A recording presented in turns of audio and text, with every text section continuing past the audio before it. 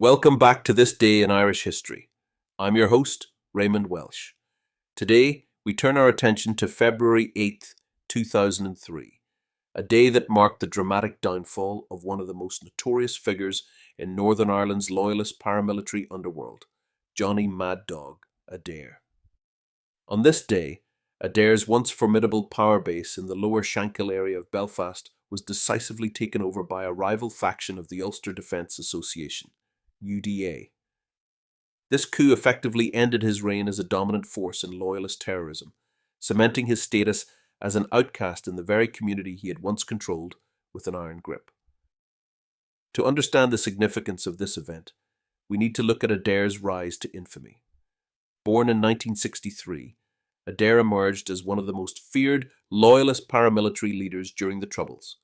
He was a key figure in the Ulster Freedom Fighters, UFF, a cover name for the UDA, and orchestrated numerous sectarian killings, primarily targeting Catholics and Republicans. His reputation for ruthlessness, combined with a flair for self-promotion, made him one of the most recognizable figures in Northern Ireland's conflict. By the late 1990s, Adair had gained significant power within the UDA's C Company, a notorious faction based in the Lower Shankill. While the UDA was supposedly observing a ceasefire following the Good Friday Agreement, Adair continued to engage in violent feuds and criminal activities, including drug dealing and extortion.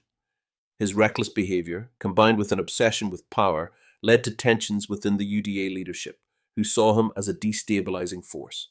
Matters came to a head in 2002 when Adair was released from prison, having served time for directing terrorism.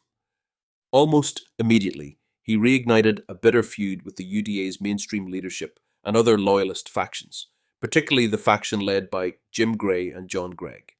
The situation turned deadly in January 2003, when Gregg was assassinated, an act widely attributed to Adair's allies. This killing was the final straw for the UDA leadership, who decided to remove Adair and his supporters once and for all.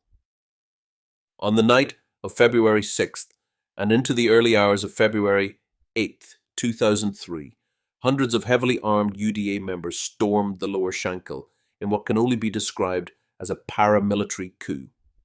Adair's loyalists were caught off guard as their stronghold was overrun. His closest associates were expelled, their homes ransacked and set ablaze. Adair himself, realizing he was outnumbered and outgunned, fled with his family to England, never to return as a force in Northern Ireland's paramilitary scene. In the aftermath, the UDA reasserted control over the Lower Shankill, purging it of Adair's influence.